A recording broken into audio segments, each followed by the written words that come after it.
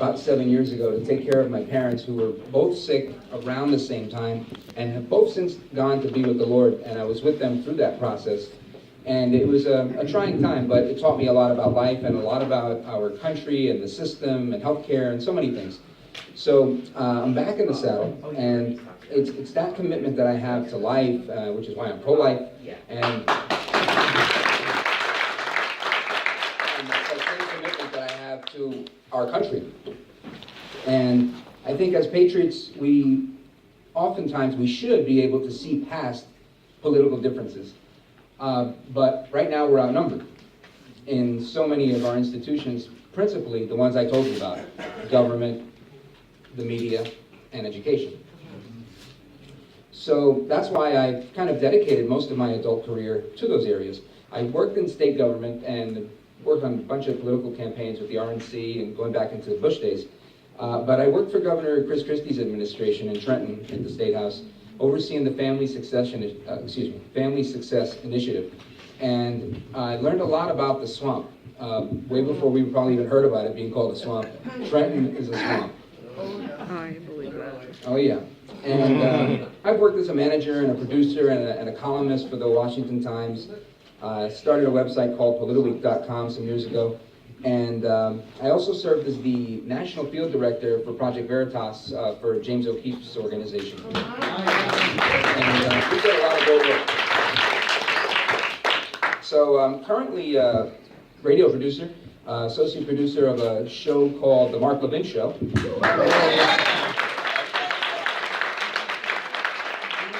I'm not going to tell anybody to get off the phone, you big dope. And I host my own podcast called This is America with Rich Valdes at WABC Radio. And we just launched that, Mr. Producer and I, and we started that on President's Day.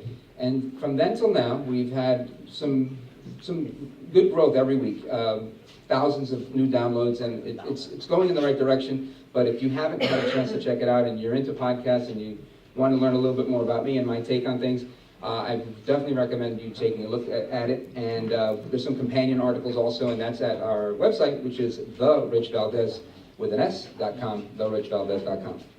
So the third area that I have focused my career on has been education, both as a marketing director for a Christian college and as a founder of a charter school in Jersey City that I started with the former, I would say secretary, but it's a commissioner of education in New Jersey, Brett Schudler. And we did this, we started in 2010, we're up to 9th grade this year, and it's a labor of love, and I absolutely love seeing the growth. We picked to backtrack, they say that the indicators for kids that are not going to learn as good as other kids are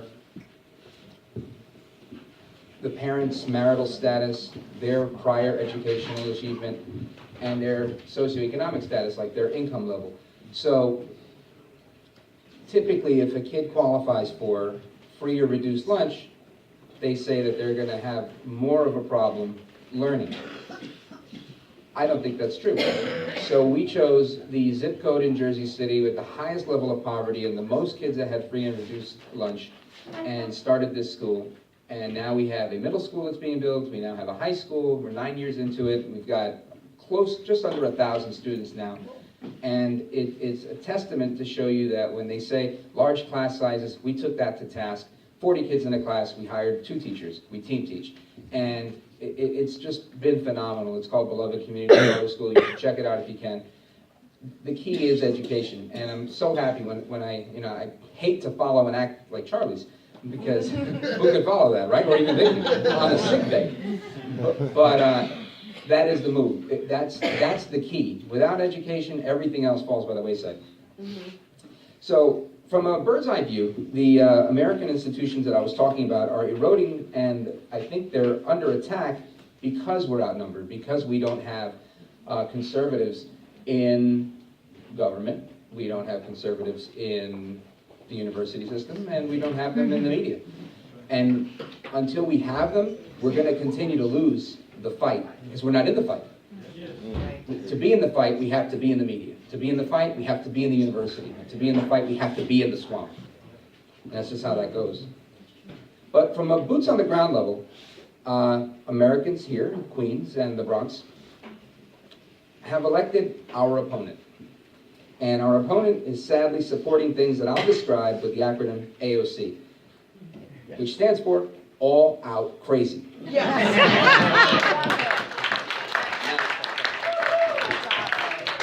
It's all out crazy to watch Queens, the boogie down Bronx, turn into an impoverished war zone socialist state like Venezuela. I'm not saying that's happening, but the policies that she's recommending will get us there. It's all out crazy for our opponent to say that we should abolish ICE, immigration and customs enforcement, despite the MS-13 illegal alien gang shooting right here at the 90th Street train station. Yep. But it's, again, AOC, aliens over citizens.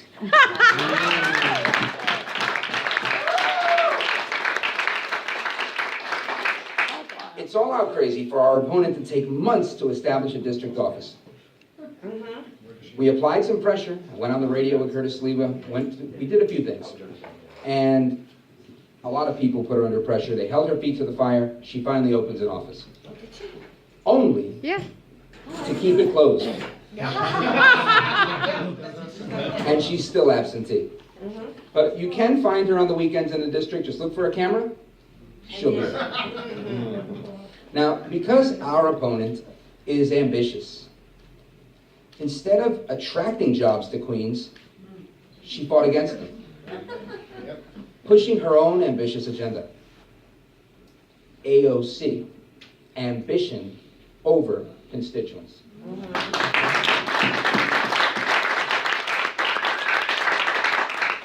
Here are 3 takeaways that I want to leave you guys with.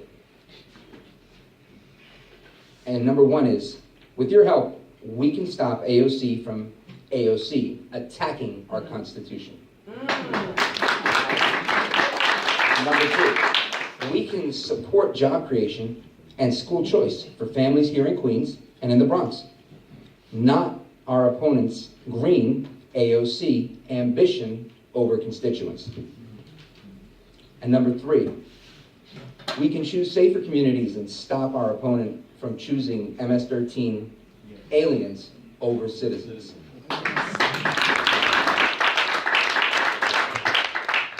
The reason that I do any of this stuff, whether it's having worked in academia or in government or the podcast or being in media, is because I do believe that there's only one way to win this fight, and again, it's to be in the fight. We have to, this is hand to hand, right? We have to get in the trenches and do it. So if it's a campaign, it's door knocking. If it's in the media, it's being in the mix so that your voice gets a little bit of that platform. Because if you're not in a newsroom fighting to get your piece of a column, you're not going to get it, and the left is going to win. And it's my opinion that what we're facing right now is a real battle, and it's cliche, but it's a battle for hearts and minds. It really is. This isn't, we can't just grab pitchforks and have a civil war. A lot of people want to. Who's the enemy? How do we identify them, right? It's an ideology that we're fighting. And to fight that, the only way we can do it is with facts. The only way we can do it is in the schools, is in the government, it's in the media. So that's the message that I leave with you. I thank you all for your time. Again, my name is Rich Valdes. Good night. God bless. Folks, we have time for 3 questions. Okay, sure, I got questions. AOC, right? All out crazy. All right. I love it. To be a candidate, well, now a congresswoman, Yeah. with the popularity she has, we need a strong platform. We saw how miserably the previous platform failed against her. Sure. Miserably. We need a platform and a candidate that's going to englobe everyone, not a percentage of constituents, somebody that's going to actually inflict and push change into the average household of all of us here. So what do you think is your strong suit? And that you feel that would involve every single one in here without excluding anybody, that you believe you can actually go forward and win with that strong platform? Well, I think that's as pie in the sky as the Green New Deal. You can't embrace everyone, right? I think this is why, I had a meeting yesterday with John McLaughlin. He was President Trump's pollster, and he just came back from Israel. He was Bibi Netanyahu's pollster, and they won. So, 2 big wins for John. And I was talking to John about this, and what he was saying was that you've got to scratch where it itches. So everybody here has an issue that's their issue, and there are a lot of single issue voters, but the district overall is going to trend in a certain direction on 1, 2, or 3 issues.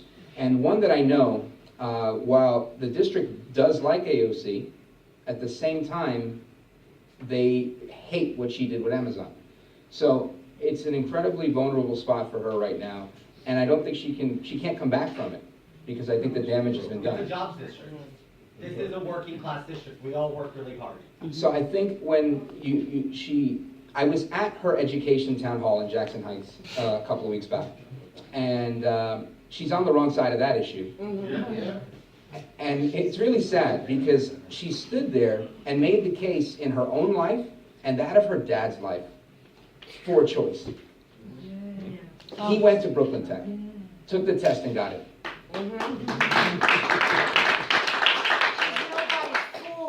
And she stood there to a room like this and told everybody why they should get rid of the SHSAT. John Lewis doing the same thing.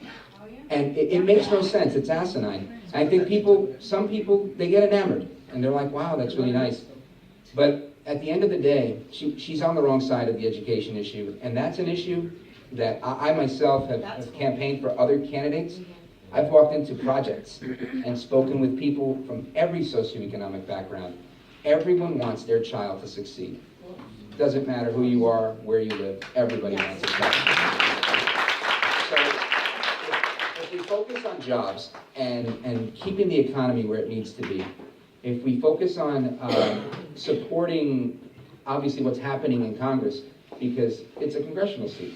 So keeping education, I think, at the forefront is obviously a strength of mine, and I think it's an issue that you can't lose on.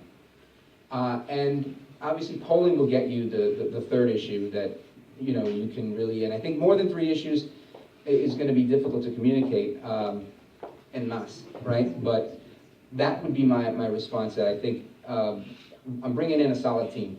And people that know what they're doing, people who've done this at a national and now international level, and that's the plan. The plan's to win.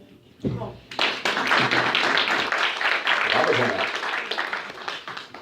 have 2 questions. Yes, sir. First, I want to ask the both of you responsible. First question I want to do is straight out. There's a lot of people that are saying that the Republican Party must put up a female candidate this cycle to go head to head with AOC. No. I want to know what your thoughts are on that, how you respond to that. The second question is, I was really happy to hear you mention Brett Schindler, one of my personal heroes. The man has led, and personally he's brilliant, has led an incredible life, and is an example for all conservatives how to run in an urban environment. Oh, yeah. I was wondering how much of his career path maybe you'll model, and just for those who don't know Brett Schindler or are familiar with him, before he served in the Christie administration, he was the mayor of Hoboken? Jersey City. Jersey City. And he got elected in a special election where people said a Republican would never have a chance in hell of ever getting elected. He pulled off a miracle win. Who did? Brett Schindler. Brett Schindler. Jersey City. This is back in the 90s. Yep. And what made Brett special was that unlike maybe some of the local elected officials we have that call themselves Republicans here in Queens, he didn't get elected and then marched to the left.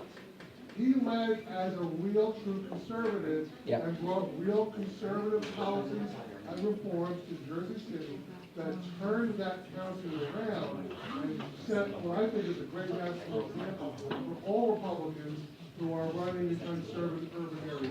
Yeah. Your thoughts on those two issues? Sure. So to answer the first one, yeah, so when I was talking about knocking on doors and projects, I was doing that with Brett Schundler, both for his campaign for governor, and I ran for the state assembly. And we hit lots of buildings, senior citizen homes. So I'm familiar with the trail, and I've done it with him. And those are the issues, and that's why I think I take that approach. I learned from the best. You take an approach where you know you're going to have a win, where you know that it doesn't matter if you're a Democrat or Republican or an independent or a black or white, Hispanic, Latino, or Asian. Education's a winner, and it's one that we need to continue to educate people on. What was the second part, or was that the first part? That was the second question. Yeah. Oh, right. So, I mean, the simple answer to that, few women can wear this haircut this well. Right. Number two, I think that's, I guess, what would the Democrats say if we said that? You're a sexist, right? So I don't buy it. I don't believe the hype. I think, you know, I have 2 children. Both of them are girls. They're both teenagers, a 17-year-old and a 13-year-old. So I get a bird's eye view of what's going on through the eyes of a teenage girl, woman, and I'm hip to it, right? I understand what's happening in that world, and I also understand what it's like to be a dad, a single dad. I've been a single dad for 8 years now, and I have 50% custody of my kids. So I'm very hands-on, very active, which is why I spend time in the Bronx and I spend time in New Jersey with my kids. So the simple answer to that is no. I think beating AOC has really everything to do with leveraging a national platform to raise a lot of money. That's huge. Gotta raise a lot of money. And in doing so, you can become competitive. Mm-hmm.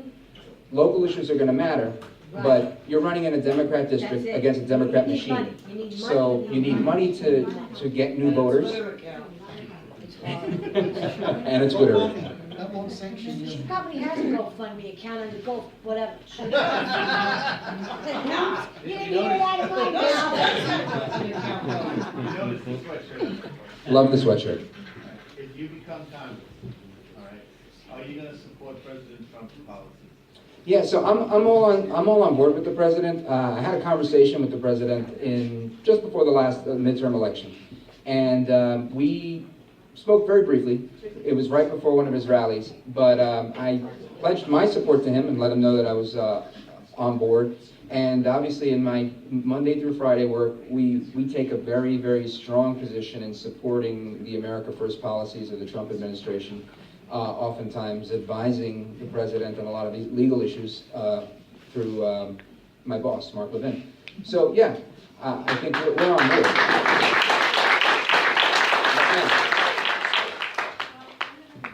Not far from there, and as an educator for 30 years. Congratulations. I looked Stand up, Dee. This is Dee. She's been following me on Facebook forever. Anyway, I looked up her history, to see, because she kept saying that she's from the Bronx. Right. So I checked out her history. From Yorktown. In the Board of Education, it's very easy for me to look it up. Sure. Since I have access to 400,000 students. So anyway, there is no OSIS number given to her because she was never in public school or junior high school or high school here in the Bronx. So since I taught in the Bronx, I live in the Bronx. Yeah. I know the neighborhood well. And she never went to a school there, but she lied. Nobody checked it. Number 2, on her district, there are 507 homeless shelters. 507. There are 21 family shelters Wow. for families, domestic violence. Also in that district, it holds the most violent shelters in all of the Bronx. But not one person from those shelters can vote because it's called temporary. Right, that's They it. live in Exactly. Staten Right, it's Island. transient It's housing. transient, They live exactly. in Staten Island, wherever Yeah. they live, and they come there place by path. Path is in the Bronx, it functions for the whole city. And they design all the shelters and where they are. Who voted? If Anthony Pappas got 9,000 votes, who voted for her? If those people cannot vote. Right. Because I voted for him. How could she win? They said that there were 16% white, 16 or so percent black. Latinos is much lower, which everybody keeps thinking that it's a Latino district. It is not. Some Muslims and some other thing that they didn't state. That means that the population in that district is so low compared to the shelters. So someone booked it, changed it, and fixed it. Because those shelter people cannot vote. Even where You I wanna work. bet? No, but they You really, really wanna bet on that tea? I don't know. The worst district in New York, you know, in the sense of violence, you know, whatever, and we're all projects or whatever. All the people there are usually American, and they live there because they live in the projects, so they come to our school, I know Right. they're, whatever. Those people are there, but how could they vote if they don't know the district, like I do? How did they vote? Because we have a problem with homelessness. Yeah. And someone has to check this because of our voting rules Yeah. and regulations. So two things. One, I would say that she's herself admitted to not going to public school in the Bronx at her rally that I was at, the education forum, where she said her parents moved her out of the district. They moved to Westchester so she could have a better school. Again, making the case for school choice, in my opinion. But the second part was, in my time at Project Veritas, we did voter fraud investigations, undercover investigations all over the country. And what we found was that there were a number of large universities, Colorado, I'll just name one that I can remember quickly, where there's several, tens of thousands of students there during elections that live somewhere else and are registered somewhere else. And sometimes they were registered both there at their college dorm address and back home in Dallas, Exactly right. back home in Staten Island, right? So we found that and exposed that and brought that to the attention of the authorities in Colorado, and we did it in New Jersey, and we did it in several places in Texas. So that's something that, that's a block I've been around before, and you're right, that is totally a vulnerable position to be in. It invites voter fraud, and it needs attention. Yes, sir. So Joe Crowley practically didn't even bother running. The reasons that AOC's run is because she won the Democratic primary, incredibly low turnout. Yeah. The federal primary was not coincident with the local Right. primary for Cuomo versus Cynthia Nixon and Yeah. all the really sexy races. So it's clear that she kind of got in on an accident of history. I understand you wanting to limit the issues on which you're going to build your platform, but Yeah. things like voter fraud and things like, the inside politics part of it, how can you exploit that to your advantage? Because, according to the Cook Index, this is a Democratic district that we're talking about. So you got to win the independents, you got to win the moderates. Yeah, well, I think, again, it goes back to raising money. Raising money is the only thing that you're going to do to be able to put forward voter education. Voter education, is, at this early in the game, is what will allow you to register new people, to hire volunteers, to bring people in. Because just saying, hey, look, I've got coffee and donuts, doesn't always cut it. You need to hire people and pay people to go out and work, to knock on doors, to register people, so that you can create new voters. It's how Obama won. And it's, quite frankly, it's how Trump won.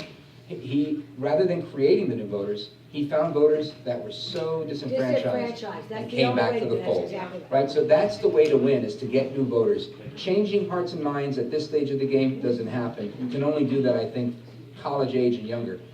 So money is a big part of it. So leveraging whatever national platform I can come up with, whether it's relationships with Levin, Hannity, whomever, to get the message out as far and as wide as possible, that's what I'm going to do in order to get to the next step in the game.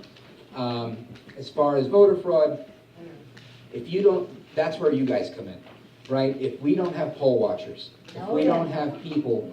This is where the volunteers This come is in. where This is where the party volunteers- comes into play. Exactly correct. And that's why I'm here and that's why you're here. I think that's why we're all here, is to build a stronger party so we can be the backbone of the Republican Party in Queens and the Bronx and New York State overall. Okay, good. Thank you so much.